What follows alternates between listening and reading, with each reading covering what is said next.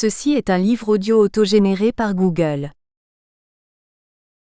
Dédicace. Pour Mohamed Van, mon beau-fils. Aïssatou Diallo, sa femme et ma fille en toute affection. Introduction. La lecture idéologique d'une œuvre romanesque part du postulat que toute pratique d'écriture s'inscrit dans un espace social constitué par des discours tenus sur le monde. Il s'agit du sens du témoignage qui donne une vision idéologique du texte littéraire. Le roman guinéen ne déroge pas à cette logique. Comme Kwabena Britwom le fait remarquer, une lecture sociocritique du texte ne devrait pas se réduire purement et simplement à une connaissance sociologique du réel ambiant extérieur au texte. En entamant ici la critique idéologique, terme que nous préférons à lecture idéologique, expression chère à Jacques Lénart, nous prenons en compte, sur plusieurs plans d'expression, des prises de position, d'idées face à ces problèmes importants. En fait, l'œuvre contient globalement deux unités de signification. Une unité de surface qui, en se dégageant du texte narratif, s'affiche au travers de l'établissement par le narrateur-lecteur de la relation entre l'univers romanesque et le texte social. Une unité profonde qui va au-delà de ce que Kwabena Britwom nomme la socialité ou le texte réel d'eux.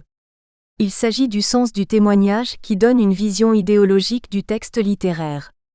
Le travail de production de l'œuvre romanesque se fait en rapport avec un intertexte toujours présupposé dans le texte, car le romancier entend et retient du réel le discours tenu sur lui par les différentes pratiques humaines, y compris la sienne. 3. Une des caractéristiques fondamentales du discours social est donc d'apparaître comme une mise en évidence naturelle ou faussement naturelle du réel. Cela revient à considérer alors le discours social comme une banque des idées reçues, un vague répertoire plus ou moins ordonné d'archétypes et de sténotypes. 4. En somme, pour parler comme Françoise Gaillard, comme une mémoire commune au texte et au lecteur. 5. Mais une telle affirmation ne rend pas cependant totalement compte de la présence du discours social dans le texte, puisque l'idéologie n'est pas pure immanence dans le texte, elle est aussi le principe organisateur présent dans des réseaux surcodant les autres codes dont elle sert à expliquer la fonctionnalité 6. Il est question de tenter une conceptualisation des différentes visions sociales des écrivains, notamment de mettre en relief les différents affrontements idéologiques qui sous-tendent cette création romanesque. Il convient de préciser que l'interpénétration de la littérature et de la politique n'est pas un fait nouveau en Afrique. Elle se situe au fondement même de la création négro-africaine, qui à l'origine se voulait une réaction contre la domination coloniale. La problématique de notre étude ici, outre le fait colonial et les réalités qui s'attachent à la Guinée indépendante, dépasse sur le plan méthodologique et critique, la traditionnelle étude sociologique pour saisir son aboutissement logique qui est politique, idéologique. Il faut noter que c'est par le truchement des récits intimistes, des épopées, des poèmes ou des pièces de théâtre que les romanciers guinéens galvanisent et encouragent le peuple et ses nouveaux dirigeants à persévérer dans la voie de l'africanité.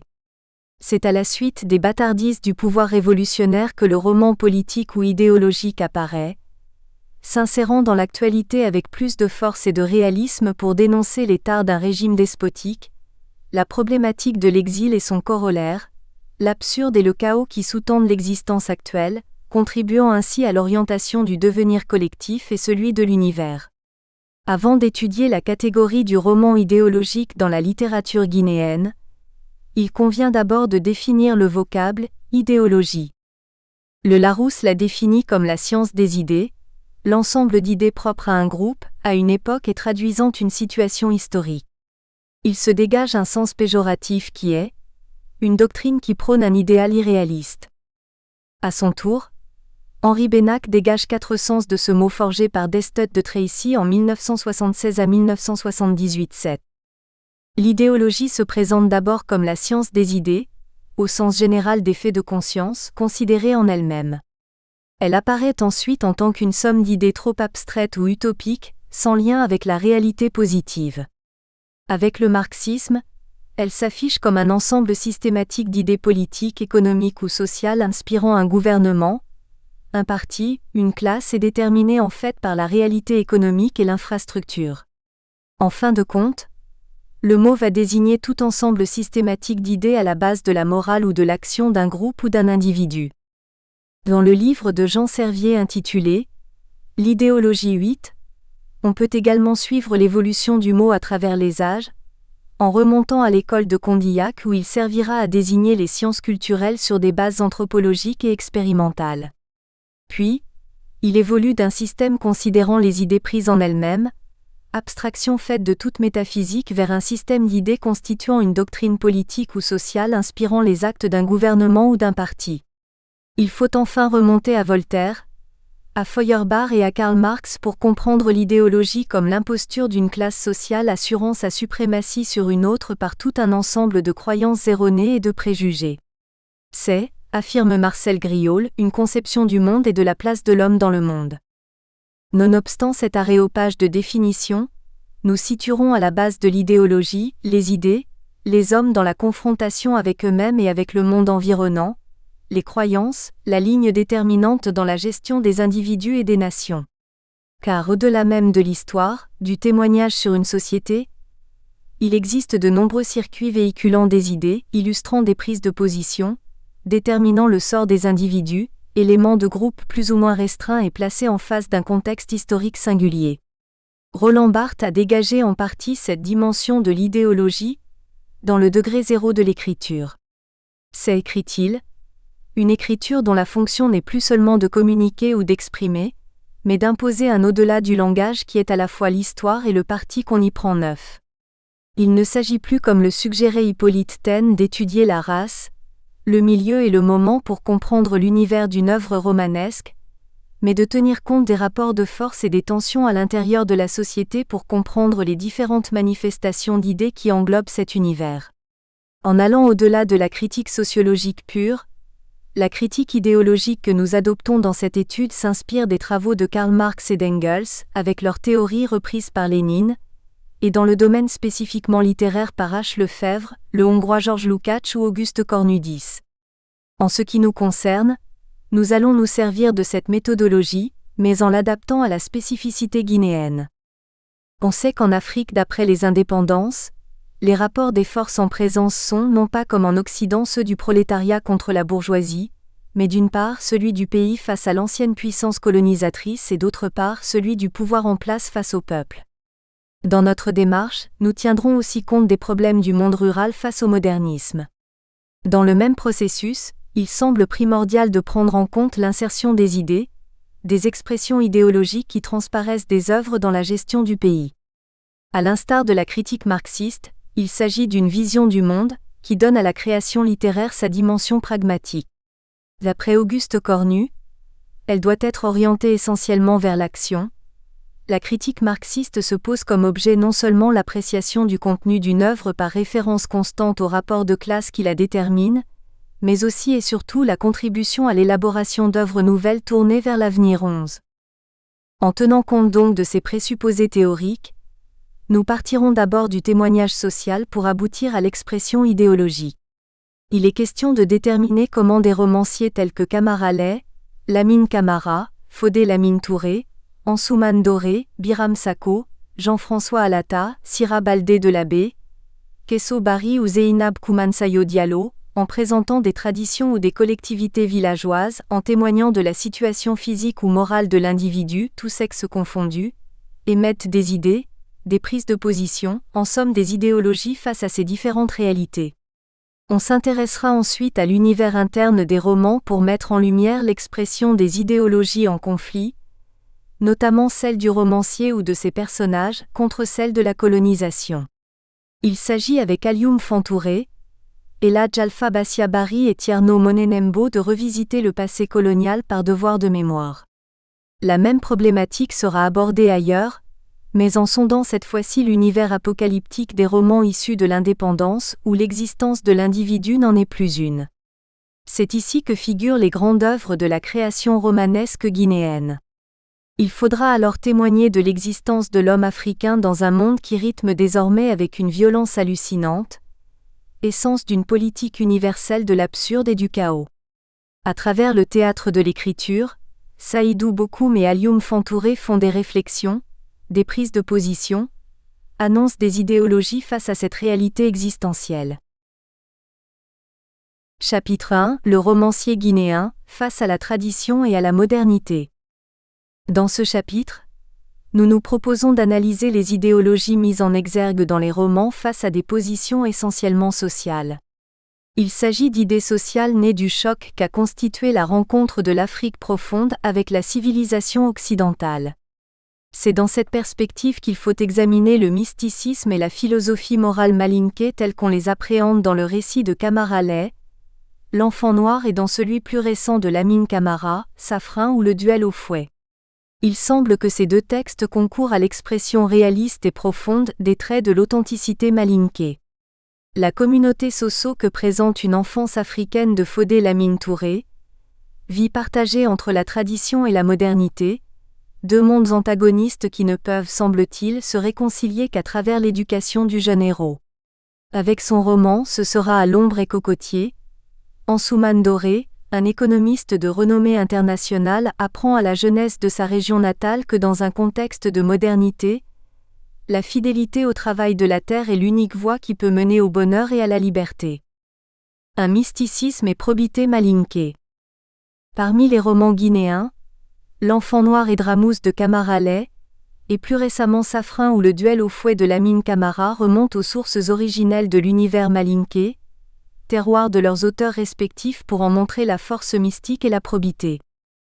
En son temps, la parution de L'Enfant Noir de Camara Leigh avait suscité chez les critiques, aussi bien des éloges bien mérités que des critiques virulentes sur lesquelles nous ne voulons plus revenir au risque de nous répéter. L'action de ce récit autobiographique se déroule entre Kouroussa, chef-lieu de l'administration coloniale, et Tindikan, le village où réside la grand-mère maternelle du héros. À Kouroussa, l'école fait des adeptes. Mais les génies affirment toujours leur place irremplaçable dans cette communauté malinké. La sorcellerie doit donc rester vivante pour veiller sur le sommeil et la protection de l'individu, à l'image du père du héros, dont la case contient une série de marmites contenant des gris-gris et différents liquides mystérieux avec lesquels il s'enduit le corps avant de dormir pour le rendre invulnérable aux maléfices. Des faits inexplicables se multiplient. Les visites constantes du petit serpent noir, le génie protecteur de la famille à la forge du père, son apport magique dans la fabrication des bijoux, la protection dont bénéficie Daman, la mère contre l'attaque des crocodiles qui vivent dans le fleuve Niger, le mystère qui se rattache aux jumeaux, la cérémonie d'initiation et son enseignement secret en brousse, les rugissements effrayants du Konden Diarra, destinés à éprouver le courage de jeunes adolescents soumis à l'épreuve de la circoncision. Dans Dramous également, on assiste à cette autre scène magico-religieuse au cours de laquelle le père de Fatouman, par la seule force de son incantation, obligea un aigle qui s'apprêtait à manger sa proie à se poser sur le sol pour ramener le poussin qu'il venait d'enlever.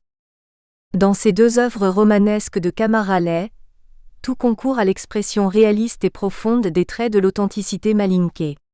L'auteur excelle dans la description des scènes de pratiques mystiques pour consolider ses propres convictions et celles du lecteur. Safrin ou Le Duel au fouet, le récit héroïque traditionnel de Lamine Camara s'enracine aussi pleinement dans le monde traditionnel malinké. Ce roman a pour cadre le village de Dioma Banane. L'histoire est celle d'un duel au fouet, le Wurukutu, organisé chaque année dans le Mandingue après la rentrée des récoltes pour éprouver la force et l'intelligence des jeunes gens. L'événement, bien qu'étant destiné à égayer les villages pendant la saison sèche, revêtait à la fois, dans la dure épreuve de son apprentissage par les petits-enfants, un caractère terrible et mystique. Or, le duel au fouet que nous propose l'auteur s'avère par son caractère et son enjeu, d'une importance toute particulière. En effet, convaincu de son invincibilité au Wurukutu, Safrin Magasuba, le champion inamovible de toute la région de Dioma Banane, fit le serment à sa fiancée, la belle Fanta Kaba Didgnalen, de ne l'épouser qu'après avoir battu au duel au fouet 7 challengers, anciens et nouveaux candidats confondus.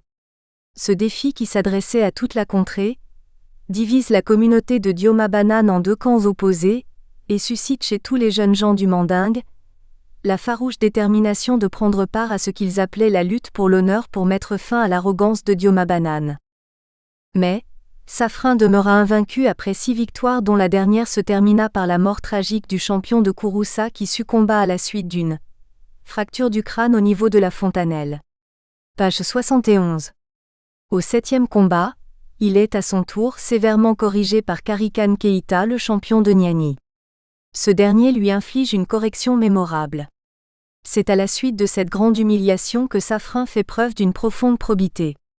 Dans la scène de la traversée du fleuve Milo, pour ne citer que cet exemple parmi d'autres, lorsque Gnalen et Karikan Keta, le vainqueur du duel, en route pour Niani, se font attaquer par un hippopotame, c'est Safrin qui vole à leur secours. À la fin du duel également, il remet avec humilité et respect, devant tout le village réuni, la lance du vainqueur à Karikan Keta qui pourtant venait de l'humilier publiquement. La droiture, l'intégrité, l'honnêteté scrupuleuse constituent l'idéologie de Lamine Camara, quand il est question de la société malinquée dans laquelle ces valeurs humaines sont de rigueur. Voyons maintenant l'idéologie qu'adopte le romancier guinéen, face à l'avancée inexorable de la modernité. 2. Réconciliation des savoirs traditionnels et modernes. La communauté que nous présente une enfance africaine de Fodé Lamine Touré, vie partagée entre la tradition Soso et la modernité. L'éducation de Bafodé, l'enfant héros se fait dans ces deux mondes qui s'interpénètrent désormais intimement. Contrairement à l'idéologie qui anime l'enfant noir de Camara Lait et Safrin, ou le duel au fouet de Lamine Camara, celle de Fodé Lamine Touré prône la réconciliation des savoirs traditionnels et occidentaux. En effet, c'est lorsque le père de Bafodé est atteint de folie que son oncle homonyme se charge de l'éducation traditionnelle de l'adolescent, de ses frères et sœurs. Ce vieillard intraitable mais aimable ne transigeait jamais sur l'observation stricte des règles de bonne conduite que chacun des enfants devait apprendre à connaître. L'apprentissage des valeurs éducatives dans la société Soso s'accompagne de justice, d'amour, d'amabilité et de libre arbitrage mais parfois aussi de sévérité. Son complément est l'école coranique en laquelle Bafodé ne verra qu'une discipline coercitive qui tourmentait et obsédait, page 52. Nous espérons que vous avez apprécié cet aperçu. Pour continuer à écouter ce livre audio sur Google Play Livres, utilisez le lien dans la description de la vidéo.